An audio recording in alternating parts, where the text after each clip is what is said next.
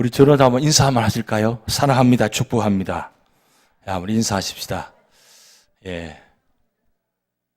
감사합니다. 하나님께서 오늘 이 밤에 옆에 이렇게 앉게 하신 이유가 뭘까요? 예배의 동역자입니다. 함께 예배드리며 함께 2018년도에 함께 신앙생활하며 하나님께서 믿음의 동역자로 세워주셨습니다. 그래서 옆에 계신 분이 여러분의 축복입니다. 늘 그렇게 바라보시면서 축복하시기 바랍니다. 이제 대강절 시작되었습니다. 대강절 시작되면서 이제 시편 마지막 이제 종점에 왔습니다.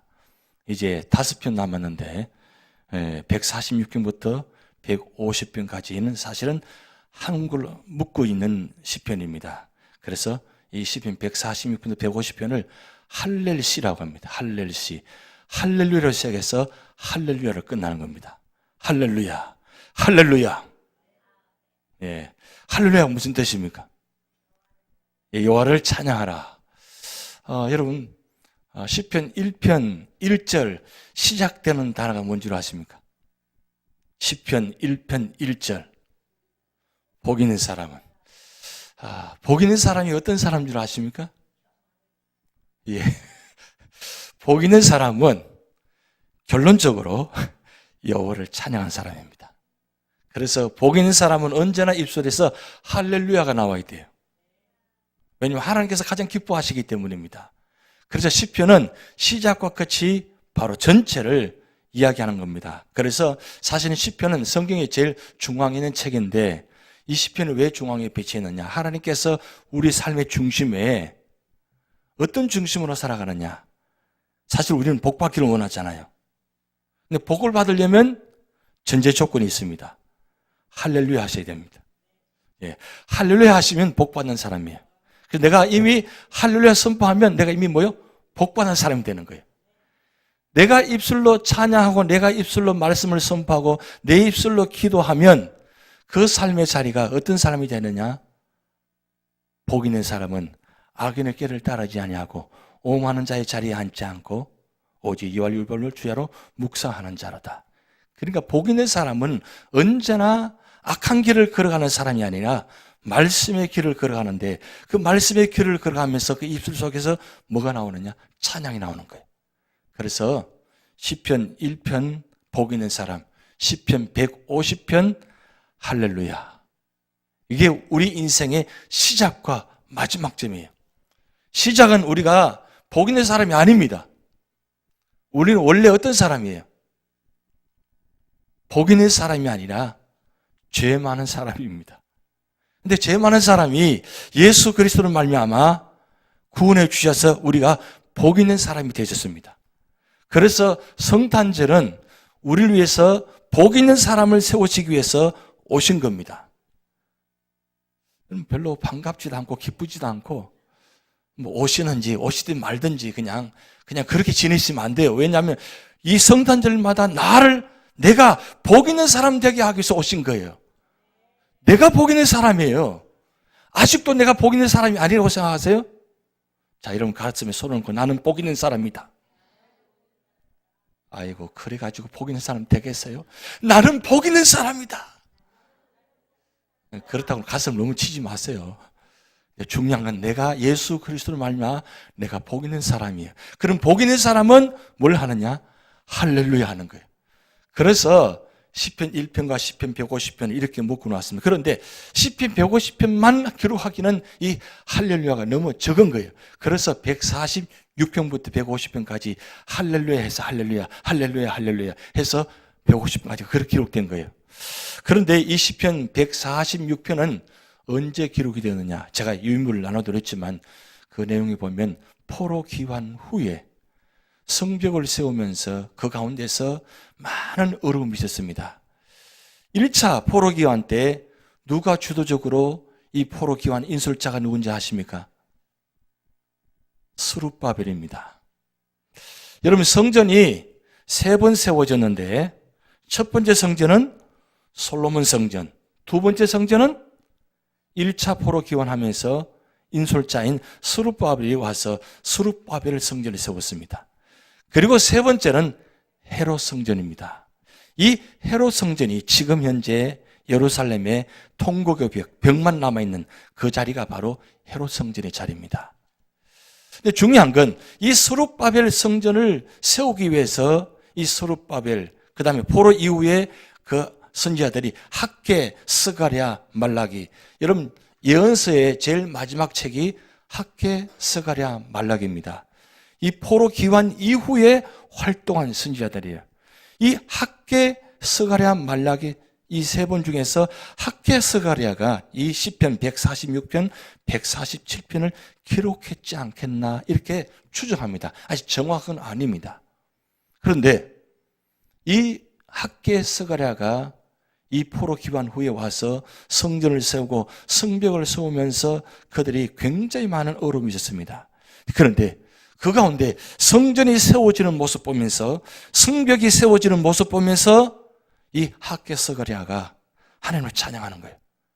그 하나님을 찬양한 내용이 바로 오늘 시편 146편, 다음 주 들을 147편 말씀입니다. 그래도 오늘 시작이 할렐루야 내 영혼아 여호와를 찬양하라. 그런데 언제까지 찬양하느냐? 그 찬양 고백을 2절 기록해야 한다. 우리 2절 한번 같이 읽어보시겠습니다. 2절 시작. 내 성전의 여호와를 찬양하며 나의 평생에 내 하나님을 찬송하리로다. 여기 보면 나의 생전에, 나의 평생에, 내 생전은 뭐 내가 살아있는 동안, 그리고 나의 평생은 나의 삶 전체를 말합니다. 내가 살아있는 호흡하는 그 순간까지 내가 주님을 찬양하겠다. 그래서 시편 150편 마지막 보면 호흡 있는 자마다 여호와를 찬양할지로다. 그렇게 말씀 기록해 놓았잖아요. 그러니까 사실은 이 시편 146편은 개인적인 찬양시입니다. 시편 147편, 150편까지는 전체적인 찬양인데 시편 146편은 개인적인 찬양인데 이 개인적인 찬양이 왜 나오느냐? 이 학개, 스가랴가 성벽이 세워지고 성전 세워진 보면서 너무나 감사하고 너무 기뻐서 하나님을 찬양하는 거예요. 근데 언제까지 찬양하느냐? 나의 평생에 내가 생존하는 동안. 그래서 하나님께서 제일 기뻐하신 일은 바로 이것입니다. 찬양하는 겁니다. 여러분, 이사야 43장 21절 말씀에 이렇게 말씀 기록되어 있습니다. 이 백성은 내가 나를 위하여 지었나니 나를 찬송하게 하려 함이니라. 우리 같이 읽어볼까요? 시작. 이 백성은 내가 나를 위하여 지었나니 나를 찬송하게 하려 함이니라. 자, 여기다가 자기 이름을 넣어서 한번 읽어볼까요? 시작.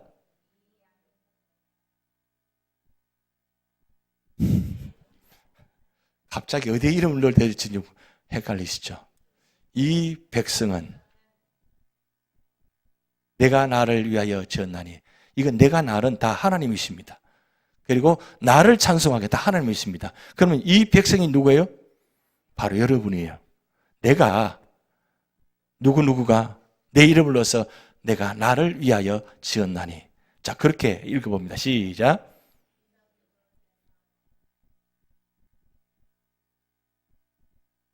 예, 하나님께서 여러분을 지으신 이유가 무엇이냐? 여러분을 통해서 물질을 받기 위해서, 여러분을 통해서 뭔가 다른 걸 받기 위해서 여러분을 지으신 것이 아니라 여러분을 통해서 찬송을 받기 위해서. 그래서 하나님께서 제일 기뻐하시는 찬양한 거예요. 오늘 찬양하면서 마음이 뜨거웠어요. 오랜만에 그 찬송가를 중심해서 찬송 부르셨는데, 찬송가는 참 곡이 깊이 있고 뜻이 있고 또 감격이 있고 감사가 있고 기쁨이 있어요.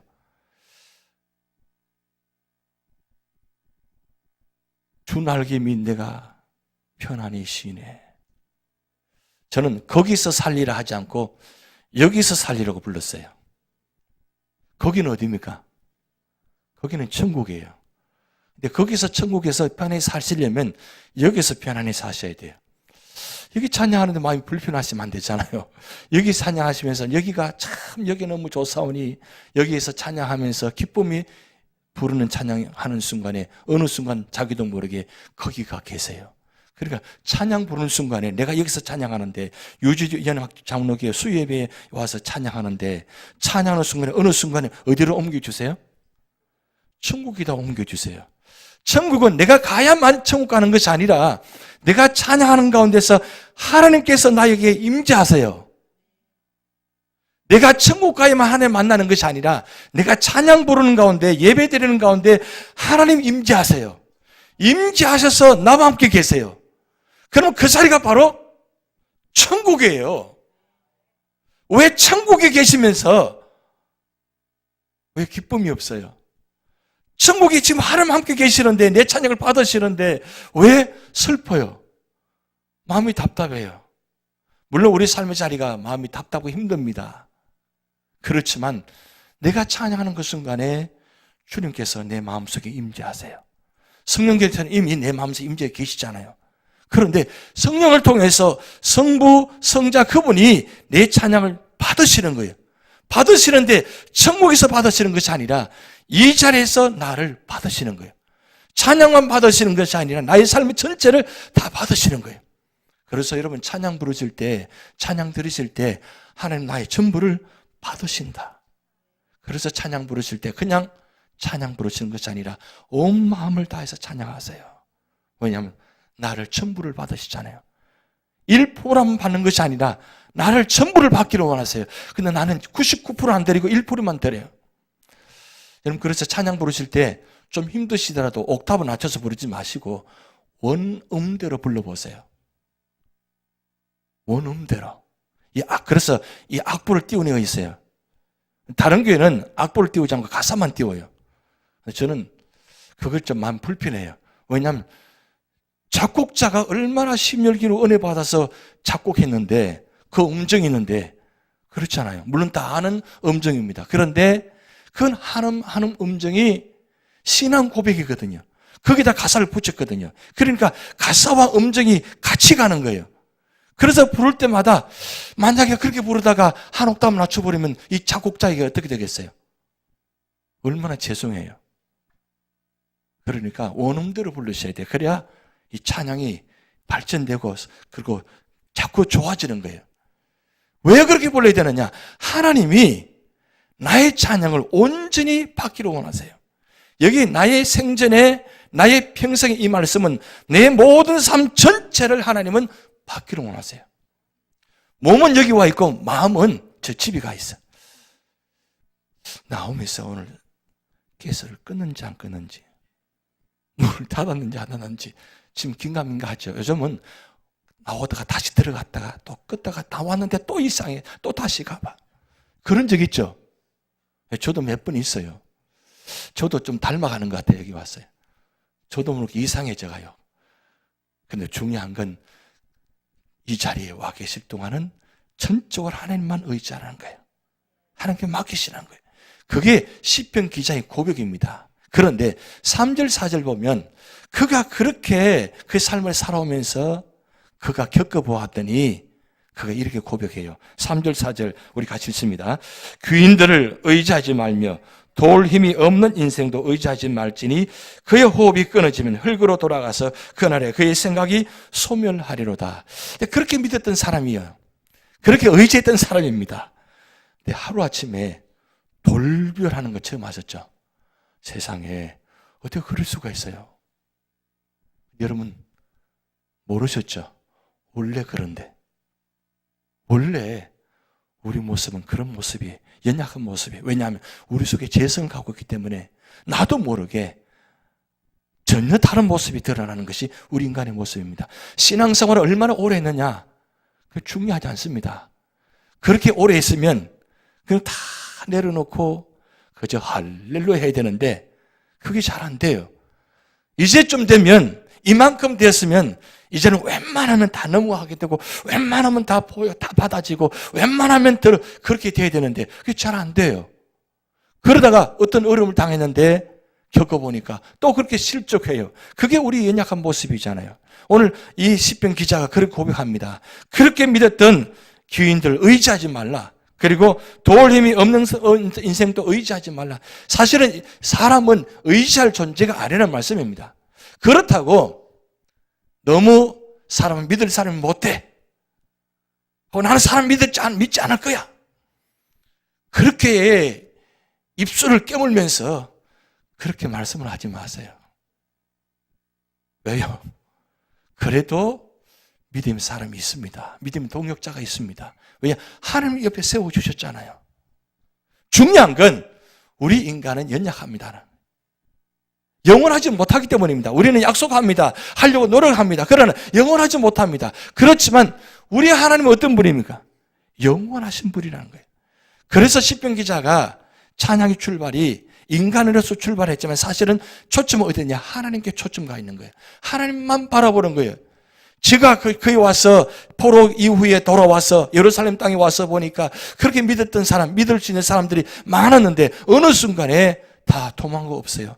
저번에 성전을 세우자 막 마음을 합했습니다. 성벽 세울 때 다 마음을 합했습니다. 그런데 방해꾼이 생기고 힘들다 보니까 점점 멀어져 갑니다. 그렇도록 하나님께서 명령하시고 말씀하셨는데 거기에 현지인과 이방인들과 결혼하지 말라고 했는데 어떻게 됐습니까? 그렇게 올 때는 각오하고 내가 하나님만 의지하고 하나님 말씀대로 살아가겠다고 그렇게 포로 기원해서 왔는데 어느 순간에 신앙도 다 떨어지고 거기 있는 사람들과 결혼하다 보니까 결국 신앙도 다 헤어지고 다 멀어져 버리고 인간적인 모습만 나타났다는 거예요. 그러니까 학교에 서거래 신자가 와서 그 모습 보면서 거기 찬양합니다. 인생들을 의지하지 말라고. 의지하지 말라고.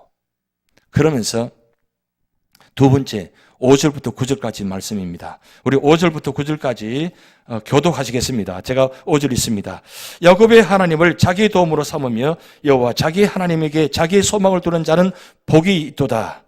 여호와는 천지와 바다와 그 중에 만물을 지으시며 영원히 진실함을 지키시며 억눌린 사람들 위에 정의로 심판하시며 줄인 자에게 먹을 것을 주시는 이시로다. 여호와께서는 갇힌 자들에게 자유를 주시는도다. 여호와께서 맹인들의 눈을 여시며 여호와께서 비굴한 자들을 일으키시며 여호와께서 의인들을 사랑하시며 같이 합독하시겠습니다. 여호와께서 나그네들을 보호하시며 고아와 과부를 붙으시고 악인들의 길은 굽게 하시는도다. 아멘. 자, 결론은 뭐냐? 결국은 하나입니다. 그럼 우리가 어디에 소망을 두어야 되느냐? 어디에 소망을 두어야 되느냐? 오늘 5절 말씀에 야곱의 하나님을 자기 도움으로 삼으며 여호와 자기 하나님께 자기의 소망을 두는 자는 복이 있도다. 근데 여기 유독히 야곱의 하나님이라 그랬어요. 왜 야곱의 하나님을 했을까요? 이 야곱의 하나님이 왜 성경에 중요하냐? 야곱이 27장에 그 집을 도망갑니다. 집에서. 왜? 이따가는 형 에서에서 손을 통해 죽을 수 있으니까요. 그래서 어머니를 통해서 이제 아버지의 축복을 받고 떠납니다. 그래서 창세기 28장에 보면 베델에 거기서 자면서 그 돌베개 하고 그 자리에서 꿈 가운데서 하나님을 만납니다. 그런데 그 꿈 가운데 야곱이 서운합니다. 28장이 참 중요합니다. 그럴 때 하나님께서 야곱에게 뭐라고 말씀하시냐? 이제부터는 내가 너의 하나님이 되겠다. 야곱의 하나님이 되겠다. 여러분, 그래서 구약 성경에 아브라함 하나님, 이삭의 하나님, 야곱의 하나님 이 말씀하실 때는 아브라함의 하나님도 되시지만 이삭의 하나님도 되시고 야곱의 하나님도 되십니다. 그런데 왜 아브라함, 이삭, 야곱의 하나님이었냐? 아브라함이, 이삭이, 야곱이 그냥 축복받은 것이 아니라 하나님 말씀에 순종하고 말씀대로 따라가면서 말씀대로 충성하니까 하나님께서 그 축복하셔서 아브라함이 하나님 되신 거예요. 아브라함이 하나님만 되신 것이 아니라 이삭이 제단에 올라가는 순간 그 순간부터 하나님은 이삭이 약속합니다. 너는 이제부터 내가 너희 하나님 되겠다. 그래서 이삭이 하나님 된 겁니다. 야곱이 도망가면서 하나님께 소원합니다. 만약에 돌아오게 하신다면 내가 모든 것을 하나님께 드리겠습니다. 소원할 때 그래 내가 이제부터 너를 너희 하나님 되겠다. 그래서 야곱의 하나님 그랬어요. 결국 아브람, 이삭, 야곱이 하나님 되신다는 것은 아브람, 이삭, 야곱이 하나님께 헌신하고 충성했기 때문에 말씀에 순종했기 때문에 하나님 되신 거예요. 그러면 오늘 나의 하나님 되려면 어떻게 돼요? 그냥 아무나 하나님 되시는 거 아닙니다. 아무나에게 하나님 되어 주시지 않습니다. 어떤 자에게 하나님 되어 주시느냐? 하나님 말씀에 순종하고 하나님 말씀대로 따라가는 자, 하나님 앞에 헌신하는 자는 하나님이 나의 하나님 되어 주십니다. 근데 우리는 언제나 아브라함의 하나님, 이삭의 하나님, 야곱의 하나님만 생각하지 나의 하나님이라고 생각하지 않아요. 고백하지 않아요. 왜 고백할 자신이 없는 거예요? 그렇지만 2019년부터는 결단하시기 바랍니다. 2019년도는 나의 하나님 되어 주시옵소서. 나의 하나님 되려면 아브라함처럼 말씀을 쫓아가는 신앙 되셔야 돼요. 아브라함이 축복받은 이유가, 아브라함이 믿음의 조상된 이유가 무엇입니까? 하나님 말씀을 쫓아가 따라갔다 그랬어요. 여러분, 그때 그 상황에서 그렇게 말씀 따라간다는 건 쉬운 일이 절대 아닙니다.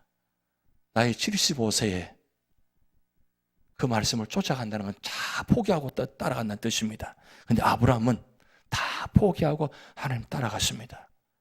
그럴 때 하나님은 그를 인도하셨습니다. 이삭도 마찬가지입니다. 야곱도 마찬가지예요. 그렇다면 오늘 우리 삶의 자리에 우리도 하나님 말씀을 쫓아가면, 말씀 붙들고 쫓아가면 하나님께서 나의 하나님 되어 주신다는 거예요. 그것을 고백하는 것이 바로 이 5절 말씀 내용입니다. 그런데 그가 만난 하나님은 어떤 하나님인가? 6절 말씀이 이렇게 했어요. 여호와는 천지와 바다와 그 중에 만물을 지으시며 영원히 진실함을 지키신다. 이게 굉장히 중요한 말씀입니다. 하나님은 창조주 하나님이십니다. 창세기 1장을 지금 말씀하고 있습니다. 하나님은 이 우주 만물을 말씀으로 창조하신 분입니다. 그 창조하신 분을 가리켜서 진실함을 지키신다. 하나님은 창조하시고 버려두신 것이 아니라 진실하게 영원토록 변치 아니하시고 그 창조물을 지켜주신다는 거예요. 그러니까 우리 학개서가랴 이 선지자가 이 찬송 고백하는 내용이 바로 그것입니다. 하나님께서 우리 조상들을 지금까지 인도하셨는데 바벨론 땅에서 지켜주시고 바벨론에서 1차, 2차, 3차 포로 기원케 하셔서 이 땅을 다시 회복시켜 주신 그 은혜, 그건 이미 약속하셨다는 거예요. 이미 창세기에 약속하셨습니다. 수도 없이 약속하셨어요. 창세기, 출애굽기, 레위기, 민수기, 신명기, 여호수아, 사사기, 룻기, 사무엘 상하, 열왕기 상하, 역대 상하, 에스라, 느헤미야 모든 말씀 속에 하나님은 다 약속의 말씀을 심어주셨어요. 한 번만 말씀하신 것이 아니라 계속적으로 반복해서 내가 너를 지키리라, 회복하리라, 계속 그 말씀대로 지켜주셨다는 거예요. 그래서 하나님은 진실하신 분이다. 그 진실하신데 지켜주셨다. 어떻게 해요? 여러분, 7절부터 9절까지 9가지 하나님의 은혜가 나와요. 9가지 은혜. 바로 제가 정리해 놓은 겁니다. 7절, 8절, 9절을 9가지로 저렇게 구분해 놨습니다.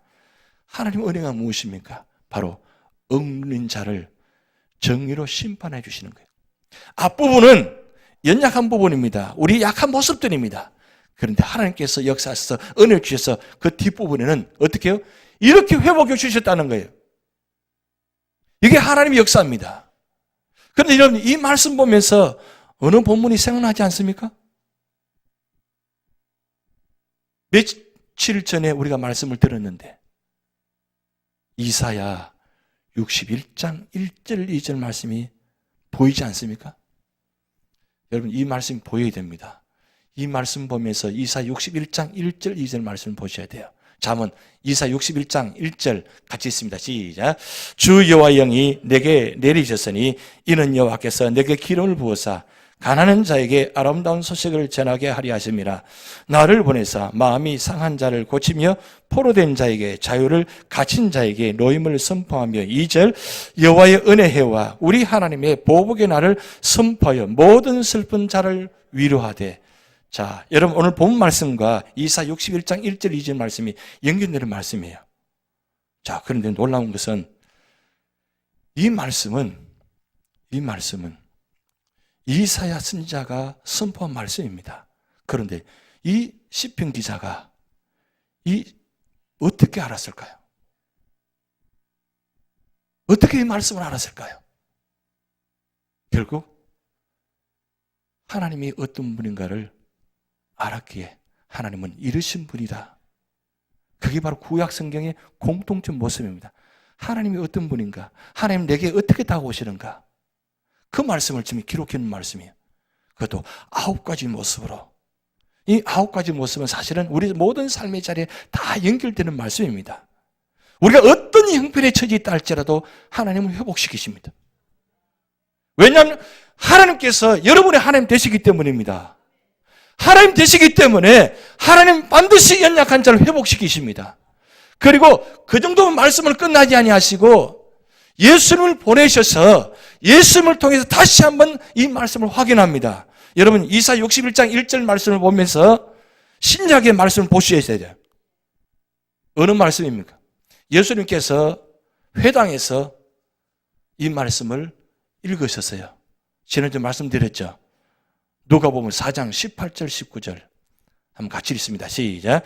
주의 성령이 내게 임하셨으니 이는 가난한 자에게 복음을 전하게 하시려고 내게 기름을 부으시고 나를 보내사 포로된 자에게 자유를, 눈먼 자에게 다시 보게 함을 전파하며 눌린 자를 자유롭게 하고 주의 은혜의 해를 전파하게 하려 하심이라. 아멘.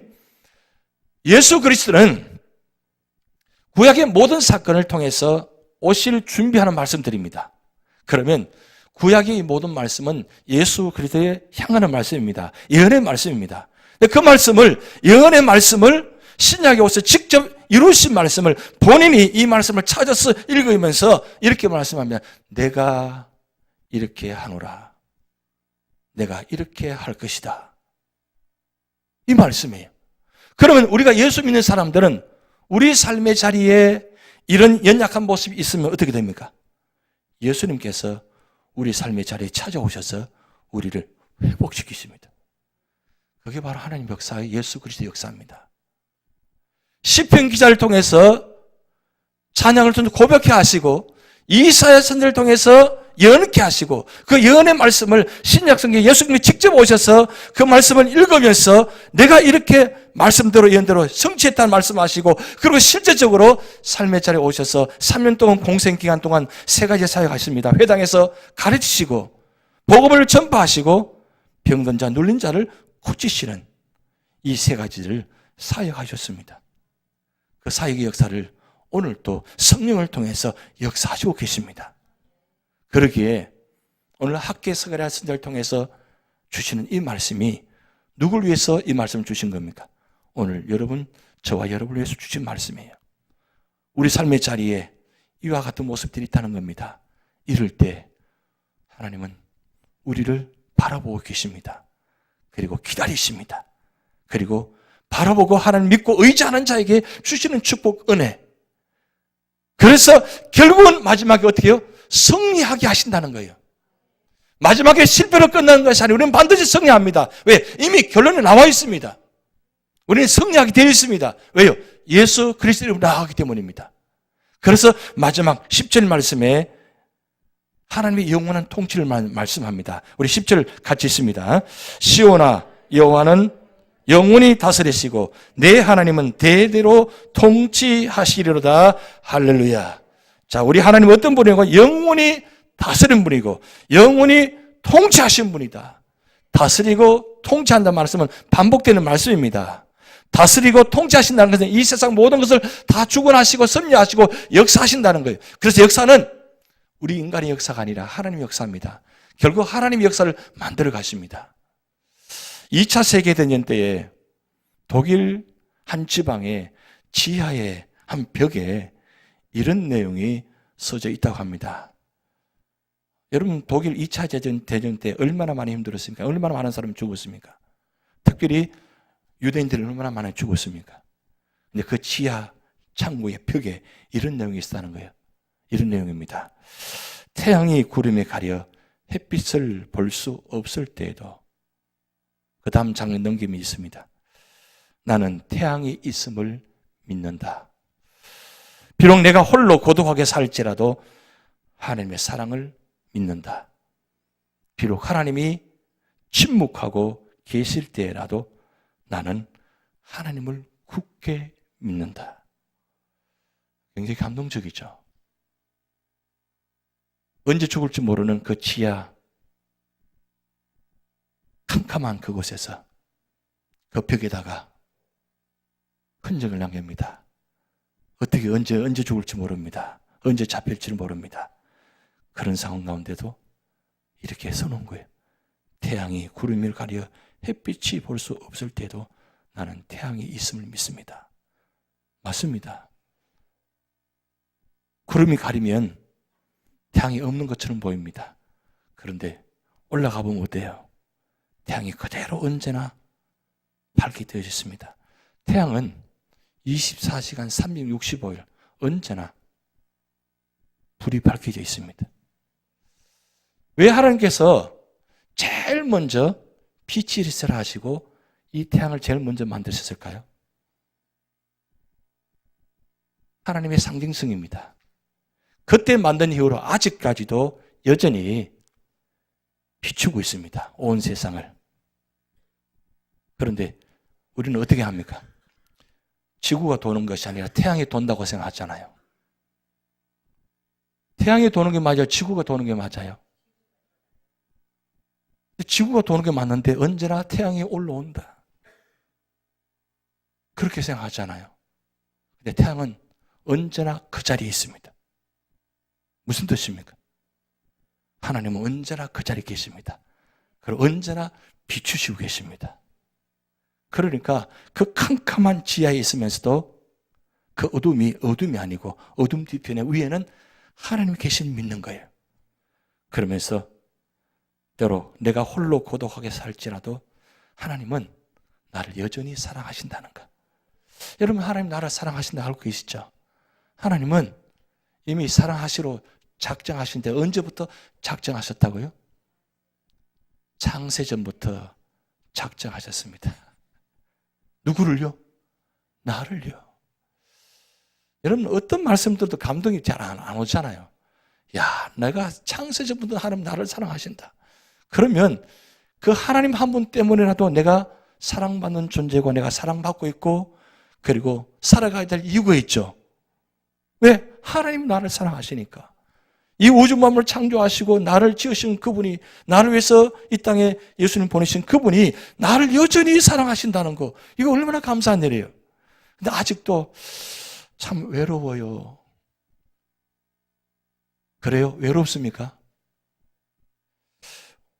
외로울 시간이 있습니까? 외로울 시간에 우리가 뭘 해야 돼요?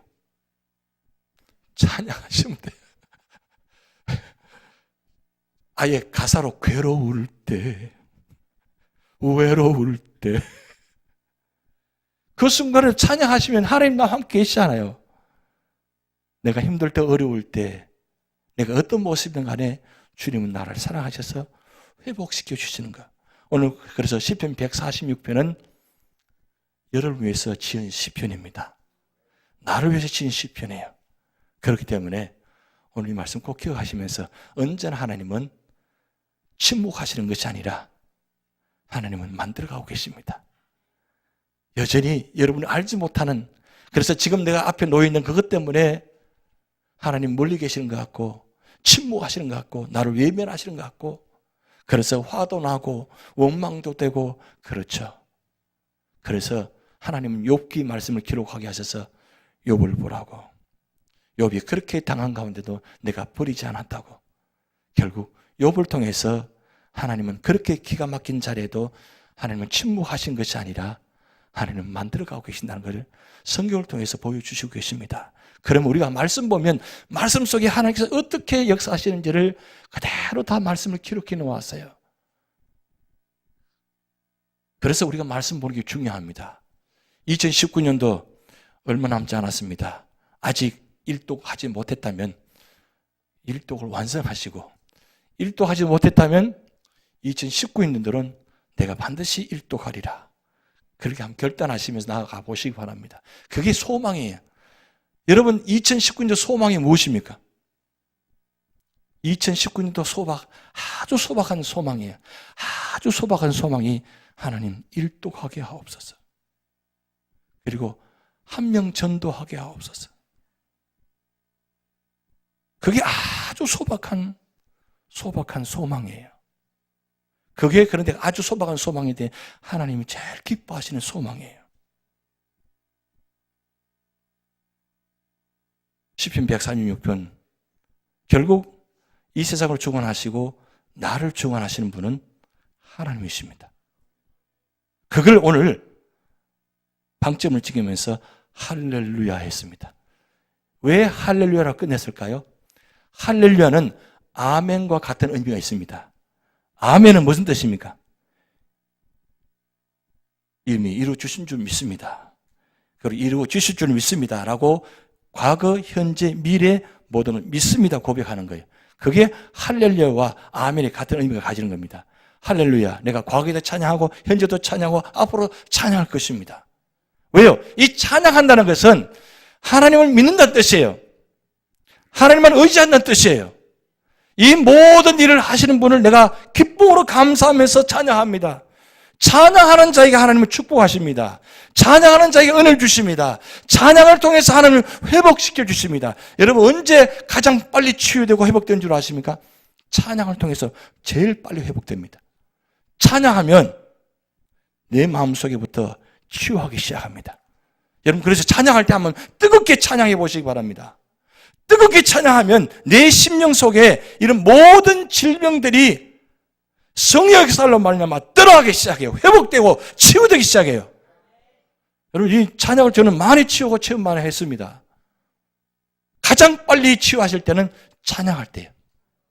왜냐하면 하나님은 찬양을 제일 기뻐하시거든요. 그래서 찬양을 뜨겁게 합시다. 그리고 하나님께 진심으로 감사합시다. 그리고 하나님을 깊이 생각합시다. 그리고 하나님을 분명히 기억합시다. 우리 찬양하시겠습니다. 주님 다시 오실 때까지 나는 이 길을 가리라.